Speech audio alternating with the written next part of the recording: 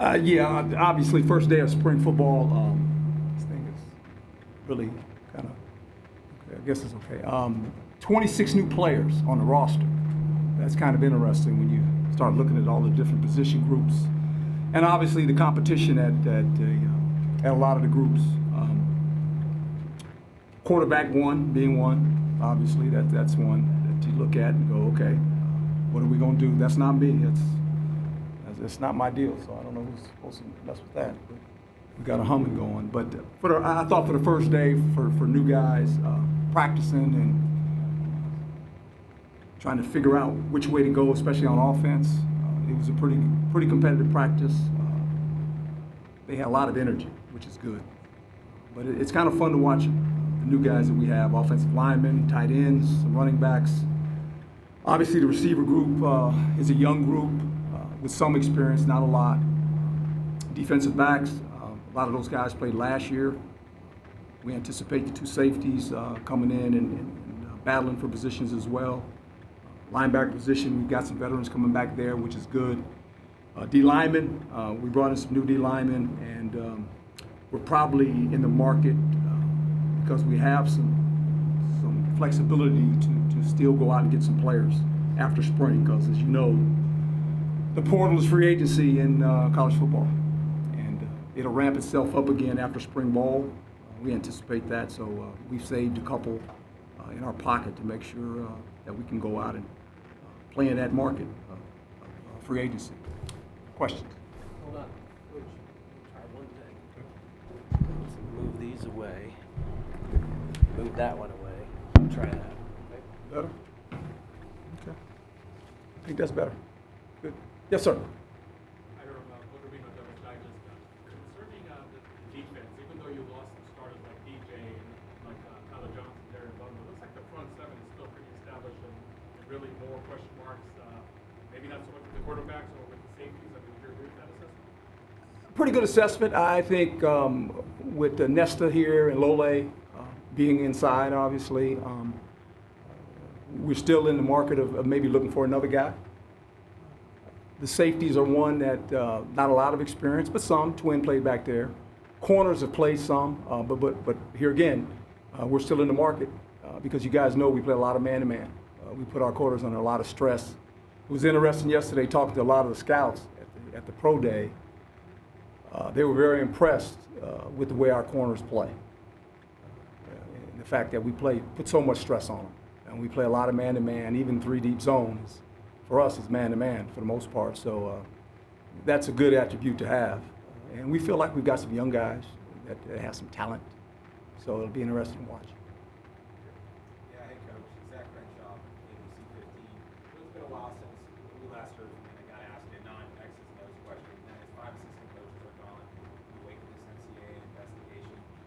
You're still here. I'm sure you've heard a lot of the noise. What do you say to those people that question if you should still be at that? Well, first of all, I don't listen to the noise. And this is about spring football. It's about the coaches that are here and the players that are here. And that's where it's at. Any of that other stuff, I won't comment on it.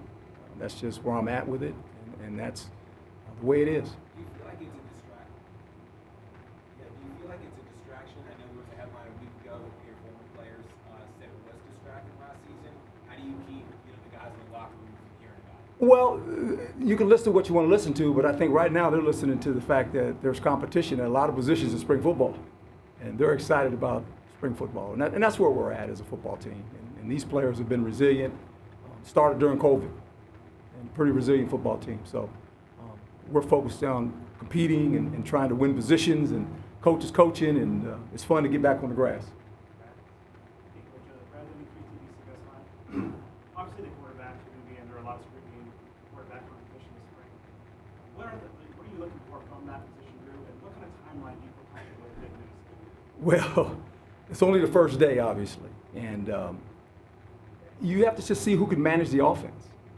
And one key is to, not turn the ball over, and that was a little bit of our Achilles heel last year. We turned the ball over along with fouls. We got to get that corrected. The 4 bad halves we played, that showed up. Turnovers and fouls. And we fouled way too much last year. And a lot of them were non-competitive fouls. 50 of them were non-competitive fouls. And when I say that, that means the ball didn't move. So the ball wasn't even in play, and we jump off sides, we do something on defense, whatever it may be. We can fix that, and that has to be fixed. But for the quarterback, it's who can run the offense, right? How do you move the offense? And it's going to be kind of fun to watch. We've got some guys with some talent, and we'll just let it play out, see where it's at. How would you self-scout? I don't self-scout myself. That's not my job, to be quite honest. So I'll leave it at that. I never did it as a head coach in pro football. I don't do it in college football. I know one thing.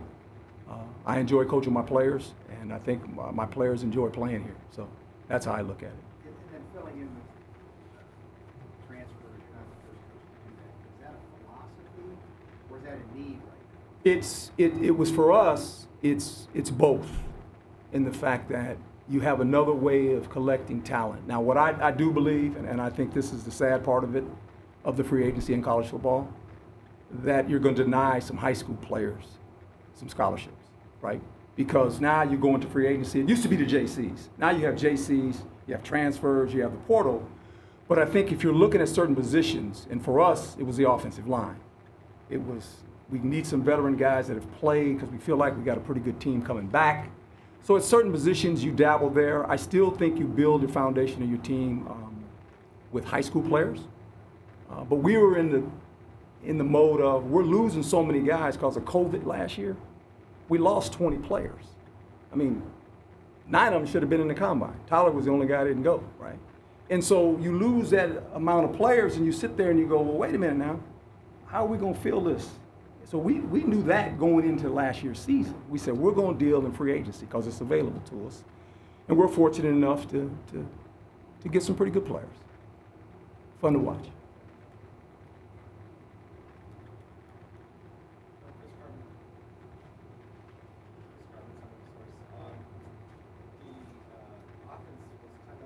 Last year with the passing game, explosiveness, and where do you think you're at with your receivers, your tight end position, the wing coordinator, kind of beyond the quarterback? Work in progress, and you make a point. I think the game that I reflect on is the UCLA game, where we had some explosive passes in the passing game. And we ran the ball well, hit some big plays, and then we kind of sputtered in and out of the season.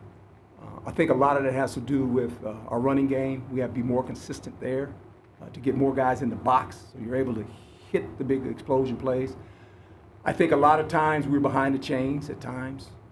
We were playing behind, first and 15 due to a foul, whatever.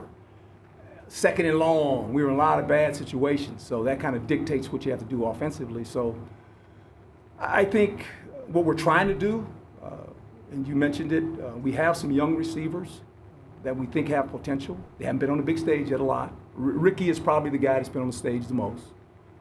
The tight ends, we've got a good group of tight ends, I think. Probably the best group that we've had. Hodges had a great year for us last year, no doubt. But I think we've got some young guys that have come in that'll help us there. So the running back situation is interesting. There's some talent there. You lose Rashad White, and as you guys know, he was a big part of our offense. I mean, he helped us a lot in the run game, pass game. So it's first day of practice. We'll kind of see where it goes. But it's fun to watch the guys compete. I do know that. You were heavily penalized on offense last year, obviously. When you kind of were building out what you were going to be this year for spring football, like, did you look at some differences in your installs or how you did anything that would perhaps contribute to your ability to be better than that? No, I think you make the point, and I think I go back to the non-competitive fouls. Those are the ones you can correct, right? It's just whether it's movement, whether it's noise, whether it's too many shifts in formations. I don't know. Just talking with Brian and Glenn about that, how do we fix this? That's fixable. That's not like we committed a foul. It's a foul, but it's a non-competitive foul. It's the ball didn't move. So that's just more focus and concentration. So we got to fix that. And we talked about that a lot over the off season, and we've really told the players that this is the direction we got to go, and they know. With so many new faces on your staff without an associate head coach, would you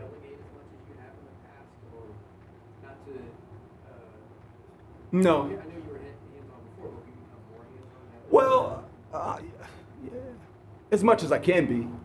I don't want to micromanage people. You hire people that you feel like you trust, and they'll do a good job. I mean, Brian is here, so that helps because he's with the offense as much as I am, but I can, move.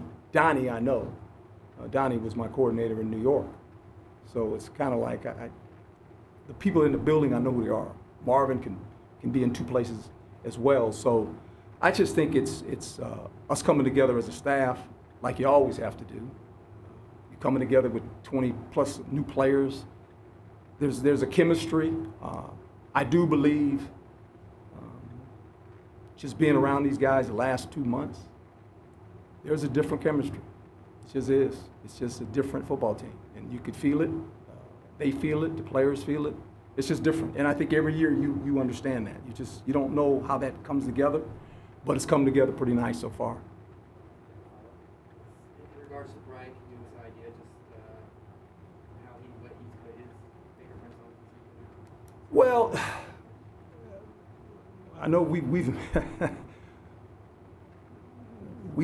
met for numerous days together, obviously, and I think he's in the mindset that I think we both share in the fact that we want to do certain things in an offense. Not saying offense was bad last year, it wasn't. It was, we sputtered at times. But I think we want to get back to some basic football, and I think it starts with our run game. We were kind of in and out with the run game, right? And a lot of it had to do, and I'll go back to it again, we put ourselves in some bad situations on offense, on first downs. Either fouls or negative plays. And then you're always trying to catch up. And that was our problem. We didn't score a lot of points in the first quarter of play. I want to say 12 games, scored 68 points. So you're playing from behind. We gave up, 82 in the first quarter of games, but we were playing from behind. It's just interesting when you look at quarters and you look at the football game, and I'll say it again, we played 4 bad halves. We're basically in those halves, total, we turned the ball over 9 times, and we committed an average of 11 penalties in winning those games. Those are the 4 we lost. It was half of the game, not the whole game, it was half of the game. And when you look at those games, they come back to bite you. And you're playing teams that all have winning records, and you can't do that. And so we can fix some of that. That's fixable. Hey, and then Michelle. Jordan's got it. Yes, sir. This is your second time in Tempe where you're replacing an established starter in the quarterback position. That's not fun. Going By the back way. to the quarterback competition with Jayden and Joey, what lessons can you take from that to apply to this competition? Well, I've been fortunate. When I was in New York, I had Vinny Testaverde and Chad Pennington, my first year as a head coach. And that was the deal. It was, okay, who's the quarterback? Is it Vinny? Is it Chad? Is it Vinny and Chad? And it was Vinny. And then we hit a rough spot our second year, and we were 2-5, and I told Chad, I said, you're a quarterback. And ended up winning the division. We made a change. So I understand the competition of it.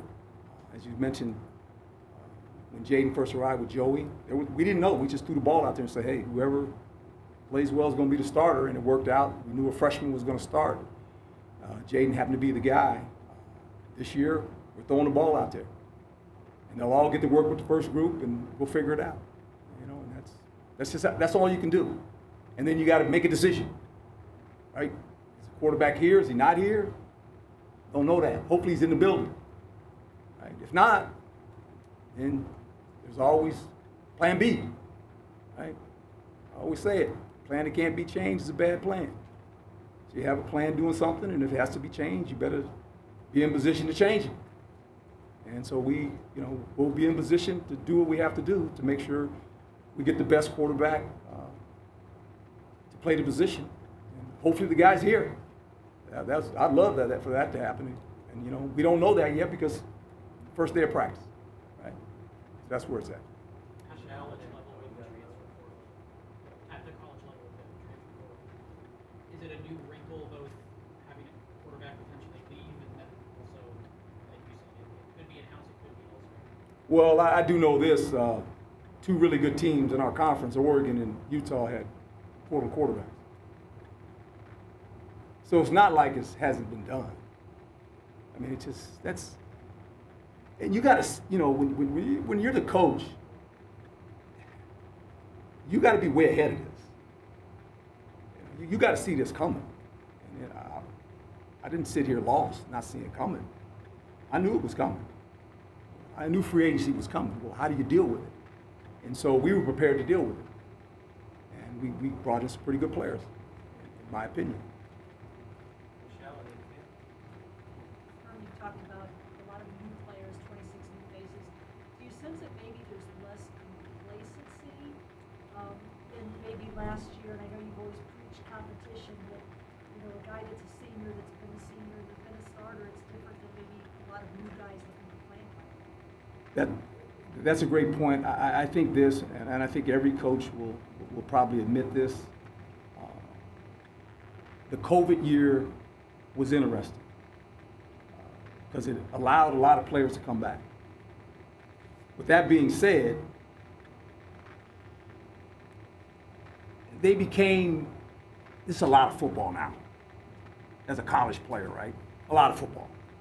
And you got the seasoned veteran now. And everything he did when he was a sophomore and a freshman, we do it now. He's a fifth-year senior. Why are we doing that? Well, we've always done it that way.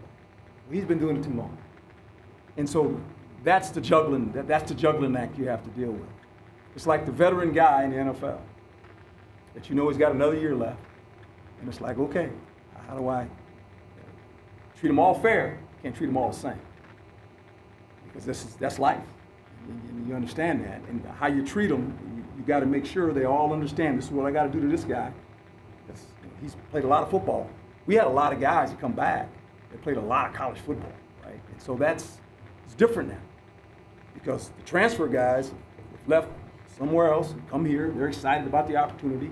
The young guys that were sitting behind the older guys that maybe thought they should have played, but those guys came back, didn't play a lot. And so now they get an opportunity. So that's where the excitement is for the football team. Yeah, you can see it, you can feel it. Yeah, you can feel it every day. When I see these guys on Saturdays working out here, I mean, there hasn't been a Saturday where a group of guys have not been on this turf working out on their own before we start spring ball. I'm here Saturday, and I look out my window. There's guys out there working out. It's interesting. And no coaches out there because coaches can't be out there. They've done that for the last month and a half.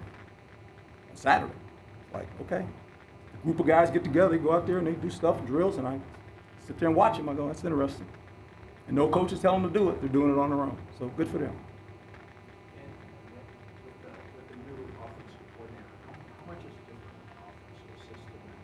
What's the learning curve for guys? Some of the verbiage might have changed a little bit. I think that helps you some because players feel like, oh, I got to learn a little something different. But a lot of it is the same, to be quite honest. It's, plays are plays. There's no new plays in football. There's really not. All run the same plays. How do you go about doing it? I think you'll see, watch practices, and we got in the huddle. That's kind of fun. Get in the huddle instead of looking at all the Daffy Duck and, Mickey Mouse and all those people hold up. There's so many signs in football now. You get entertained by the signs, right?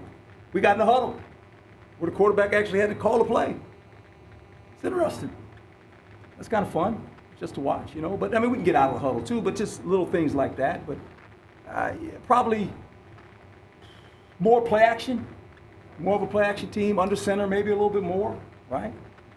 That's part of it, and I think that helps you. So it's interesting to see how it evolves. Herm King from 3TV CBS 5. You said you weren't surprised you were ready for the transfer portal. Yes. How surprised were you when you did? Well, you know what? I'll say this. We thank him for all he's done here. He helped us win a lot of football games. And I wish him much success.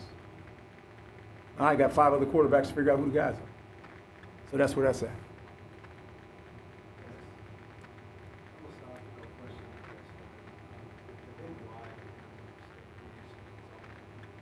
why can't you have people, anywhere from 85 guys, top level guys, this campus, this climate, in this conference, Power 5, and win at a high level? I'm sure that's something you thought about when you were in ESPN growing up. It's just, the recruiting is you got to recruit, you know, and it's just, you got so many schools now that they want all these players, you know, and you got to nationally recruit. You have to try to do that. We have tried to do that. I do think this, as I said it before, the portal hurts high school football. It does. And no, you know, coaches might not want to say that, but it's the truth. It does. But it also helps you in a program to go get a veteran guy that maybe he's not getting the opportunity somewhere else, right? Or feels like, you know what, or he's not a Power 5 player coming out of high school because he hasn't developed and he's not got a lot of offers.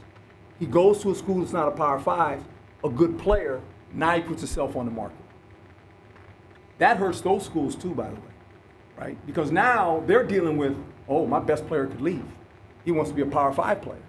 I mean, this is a little bit of a mess, you know, and I think it'll find its way. And then I ain't gonna talk about the other part. I don't even want to touch that one, you know. And that's then you got even more problems. You know what I'm talking about? No, not that. This just, you know, that just, I mean, it's. You almost have to embrace transfer portal as well. You can't embrace it. I mean, as a head coach. Yeah, you have to, because you can get it fixed. You can fix it. If you need a veteran guy, there's a guy out there, and these guys are smart. They kind of know where they look at schools and go, oh, they might need this guy, right? And you know sometimes they call you, right? I mean, so it's just a lot. It's interesting to say the least. It's very interesting. So when it comes to defensive philosophy, just because Donnie was here last year and talked about a lot of experience almost in a teaching position, would it be really more of the same, especially with the success? Well, yeah, you look at numbers, and some would say we're the number 1 defense in the conference, and that's attributed to the coaches and to the players. You know, they did a great job last year, and a lot of it's going to stay the same. There's no doubt. A couple things maybe a little bit different. I'm not going to say it now, right? Because I don't need to tell our opponents anything like that. But the foundation of it has been built, and it's pretty good. It's really pretty good. It's fun to watch him. It's fun to watch him play. Yeah.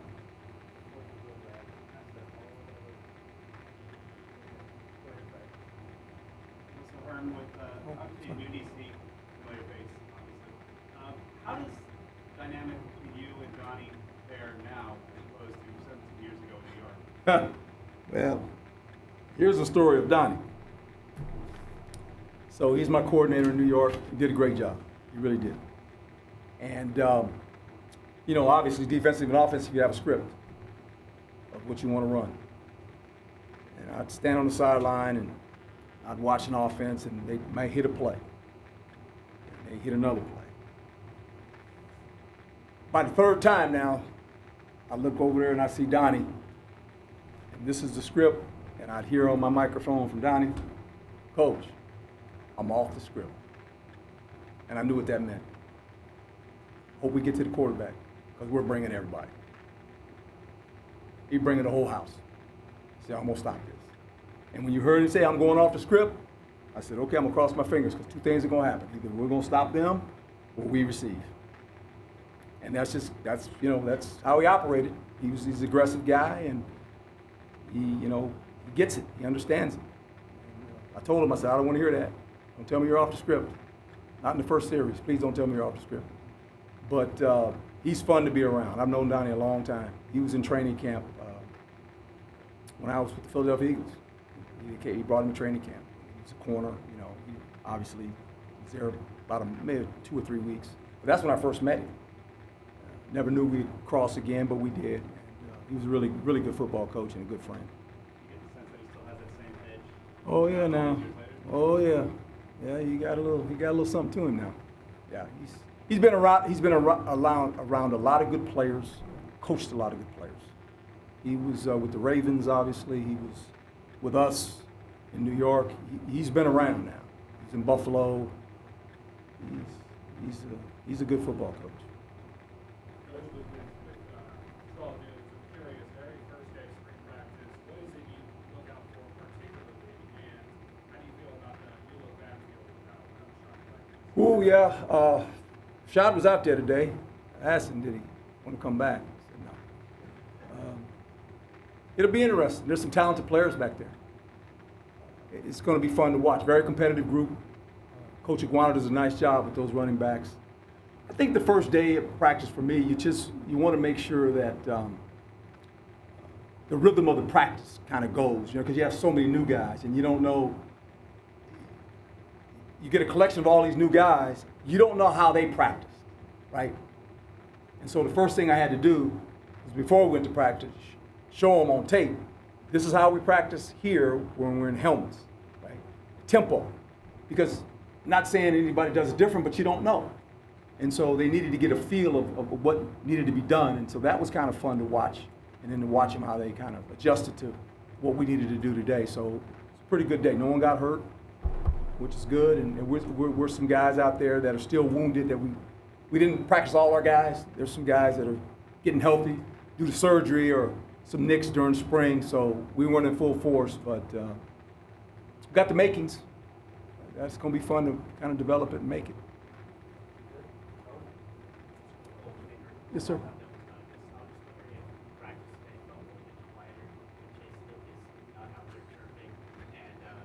Him and Jack? Yeah. Well, we still got a guy, you know, we got a couple guys that still like chirping. In the secondary, you got no shot. There's always a guy or two. So, you know, they just take the mound. You know, they just, okay, Chase and them are gone, so I guess I got to be the guy now. So there's always a few. They can't help themselves. Between them and the wide receivers, they're always kind of, they're the little mockingbirds, you know. Well, you know, first day, but to Marcus, obviously, he's played a lot of college football. So he's the veteran guy now, for the most part, back there. He's probably played the most of all those guys. And you could see his maturity. You know, he decided to come back. He could have left, but he came back for another year. I'm glad he did, because he came on for us last year. You know, he started in the Wisconsin game, and along with Twin. You know, it's kind of interesting. I watched the workout yesterday of our guys working out, and I looked at some of our defensive players, and I said, 5 of these guys didn't even play in our last game. You know, they were all starters. They were working out for pro day. I'm going, yeah, these 5 guys didn't even play in the game. And there was another guy that, you know, the running back, he didn't play either. You know, had 9 starters didn't play, and 5 of them were on defense. And they were all working out yesterday for pro football. It was nice to see Nikhil. Had a nice visit with Nikhil. He looks good. He looks good, so it's fun to see those guys.